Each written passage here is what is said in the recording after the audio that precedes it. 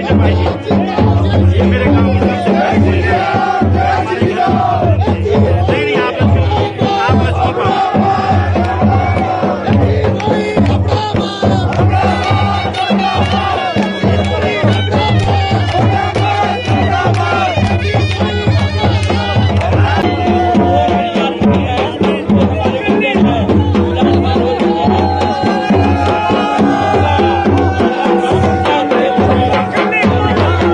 लोग कहते हैं ये अपना मांच का नारा चल पड़ा है, ये अपना मांच क्या है?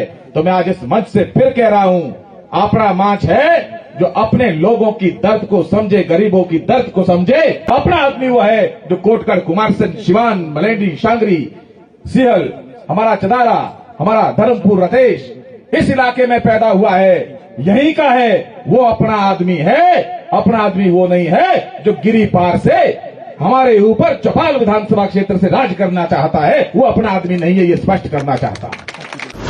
भूषण ज्वेलर्स, अनमोल रिश्तों के लिए। ये मेरे गांव की सबसे बड़ी नहीं आप मछली पाओ।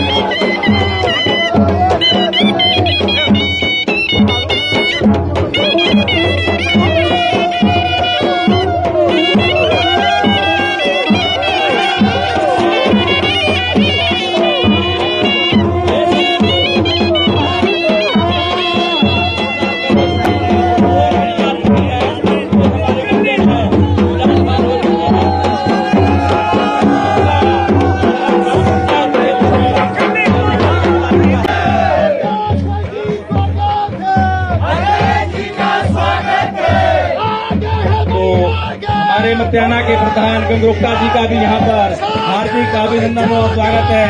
स्वागत है जी, स्वागत है, स्वागत है जी, स्वागत है।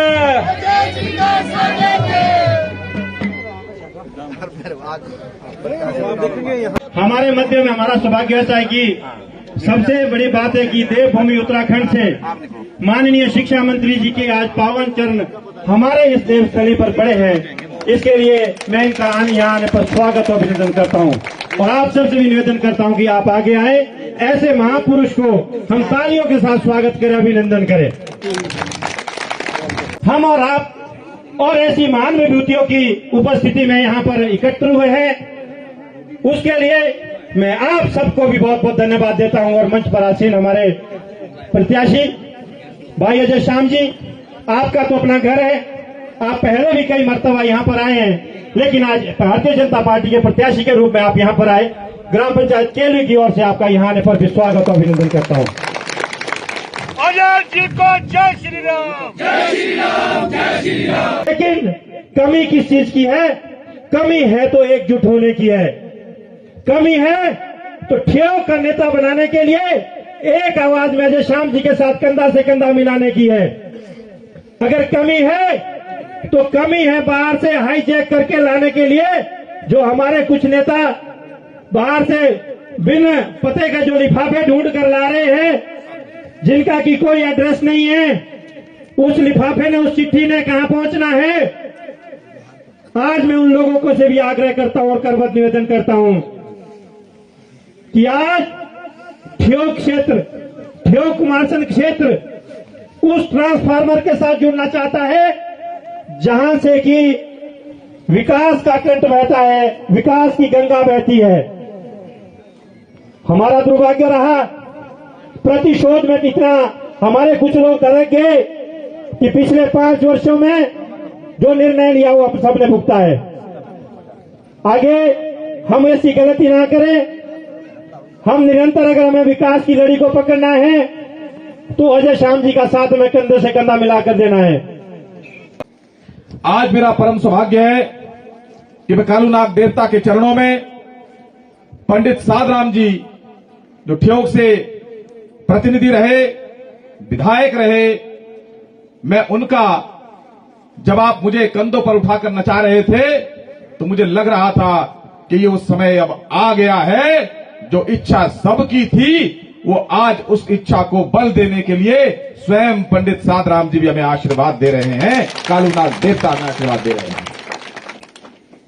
मैं अधिक नहीं कहूंगा, मैं तो इतना ही निवेदन करना चाहूंगा कि भारतीय जनता पार्टी ने आज एक गरीब आदमी को, आप जैसे आम आदमी को,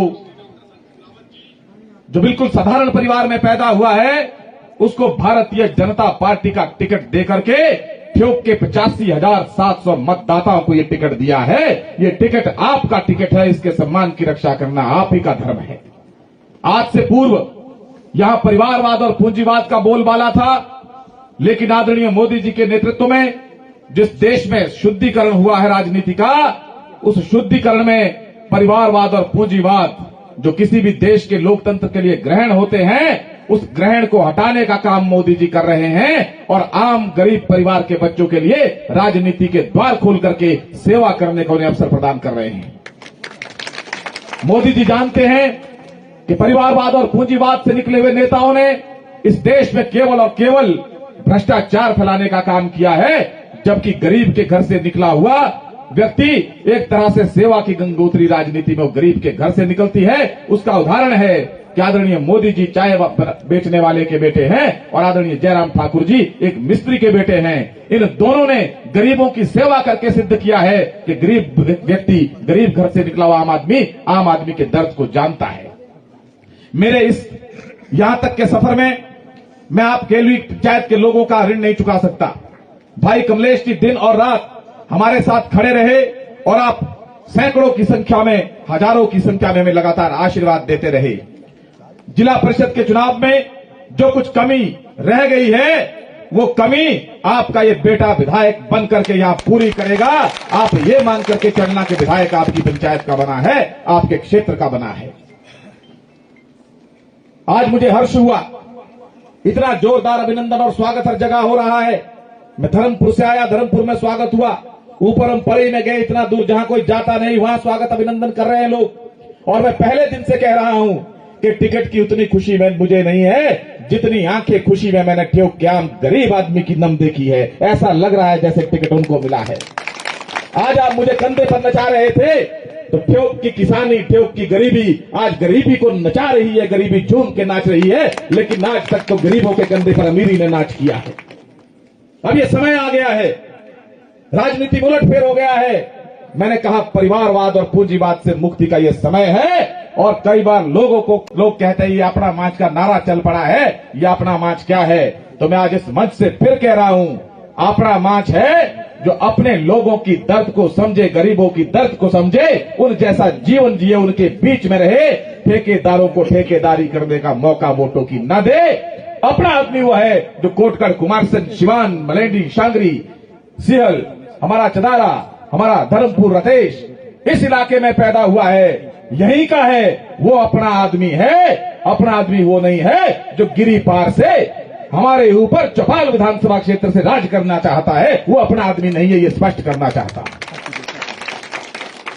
अपना आदमी है। मुझे कल गर्व महसूस हो रहा था जब मैं देश के यशस्वी प्रधानमंत्री नरेंद्र भाई मोदी जी के साथ बैठा था। सामने हमारे ठ्योक के कार्यकर्ता थे, वो कह रहे थे कि आज हम आनंद से प्रफुल्लित है कि ठ्योक का प्रतिनिधि कोई ठ्योक कुमारसैन कोटगढ़ में जन्मा हुआ व्यक्ति आज बैठा हुआ है। अगर वहां भी सीट हमारी खाली रहती, वहां कोई बाहर की विधानसभा का बैठा होता तो क्या ठ्योक को गर्व होता? लेकिन ठ्योक को गर्व तब हुआ जब एक गरीब परिवार से बैठा हुआ बच्चा, आप सबका बेटा, माननीय प्रधानमंत्री जी के साथ ठ्योक का प्रतिनिधि बनकर के वहां बैठा था। ये है अपना आदमी। अपना आदमी है जो अपना दुख दर्द समझे, आपके साथ बस में जाए, ढाबे में खाना खाए, आप कहीं भी आवाज लगा करके बुलाओ, अरे देशाम रुको जरा मेरा काम है, जिसके लिए मिडल मैन की आवश्यकता न पड़ेगी। नहीं तो हमने बड़े बड़े लोगों को राजनीति करते हुए देखा है, उनके घर की सीढ़ियां चढ़ने से पहले जब तक कोई लोकल ठेकेदार नहीं होता था तब तक हिम्मत नहीं पड़ती थी। अजय श्याम के दरवाजे और दिल आपके लिए सदैव खुला रहेगा। आप सड़क में मिलोगे तो मैं सड़क में रहूंगा, आप बस में मिलोगे तो मैं बस में आ जाऊंगा, आप दिन को बुलाओगे तो दिन में आ जाऊंगा, आप रात को बुलाओगे तो रात में आ जाऊंगा। ये दर्द आपका साझा करना चाहता हूं। 2-3 बातें कहकर के मैं अपनी बात समाप्त कर रहा हूं कि ठ्योक एक उज्जवल भविष्य की तरफ बढ़ रहा है, एक युवा नेतृत्व का निर्माण कर रहा है, एक ऐसा बीज रोप रहा है जिसकी फसल आने वाले 30 साल तक, 40 साल तक ठ्योक काटेगा। आने वाली पीढ़ियां उस फसल को काटेगी। मुझसे जो चुनाव लड़ने वाले लोग हैं वो सब 60 के पार हैं। इस उम्र में लोग आराम करना चाहते हैं, वो अपनी पेंशन के इंतजाम के लिए चुनाव लड़ रहे हैं। मैं ठ्योक की जनता के कल्याण के लिए चुनाव लड़ रहा हूं, इतना फर्क है। वो बड़े बड़े लोग हैं। मुझे कहा जब नामांकन चल रहा था, अरे अजय श्याम तुम संगठन में ठीक थे, ये ठ्योक के चुनाव में कहां फंस गए, बड़ा महंगा चुनाव है ये, बड़े बड़े लोग लड़ रहे हैं, आपको मालूम है आज किसने पर्चा भरा है? मैंने कहा हाँ। कहते आज जो है पूर्व मंत्री के बेटे ने पर्चा दायर किया है, पूर्व विधायक की पत्नी करोड़पति है, वो चुनाव लड़ रही है, एक कम्युनिस्ट विधायक है जो उत्तर भारत में अकेला विधायक है, सारे कम्युनिस्ट उसको जिताने के लिए ठ्योक आ जाते हैं, और एक राष्ट्रीय प्रवक्ता है कांग्रेस के, पूर्व में प्रदेश के अध्यक्ष रहे हैं। तुम्हारा कद क्या है इनके सामने? तो मैंने कहा ये बीजेपी में छोटे कद वाले बड़े काम करते हैं, डॉक्टर धन सिंह रावत जिसका उदाहरण है। मैंने उनको कहा कि भैया मेरे को अपने कद के बारे में कोई गलतफहमी नहीं है, मेरा कद छोटा है, 5 फुट 4 इंच है, राजनीति में भी छोटा है। ये बड़े बड़े लोग लड़ रहे हैं, ये अपनी महत्वाकांक्षा की पूर्ति के लिए लड़ रहे हैं, मैं जनता की आकांक्षाओं की पूर्ति के लिए चुनाव लड़ रहा हूं, ये फर्क है। और जब मैं जनता की आकांक्षाओं की पूर्ति के लिए लड़ रहा हूं तो 12 तारीख को मैं अकेला नहीं, ये सफर मेरा नहीं, ये सफर और जब ये सफर हमारा है तो 12 तारीख को जो वोट पड़ेंगे, 8 दिसंबर को जो परिणाम आएगा, मैंने कहा एक अच्छी कंपनी का फीता लेकर के रखना जो टूटे नहीं, नापने आ जाना। इस छोटे कद के आदमी को जनता बड़ा कर देगी और बड़ों बड़ों का कद छोटा कर देगी, ये परिणाम ठ्योक में आने वाला है। इसलिए हम एक उज्जवल भविष्य के निर्माण के लिए वोट करें, हम गरीबी और गरीबों के सम्मान के लिए वोट करें, हम अपनी मातृभूमि के सम्मान के लिए ये मतदान करें, और हम मोदी जी और जयराम जी द्वारा किए गए कामों के लिए ये मतदान करें।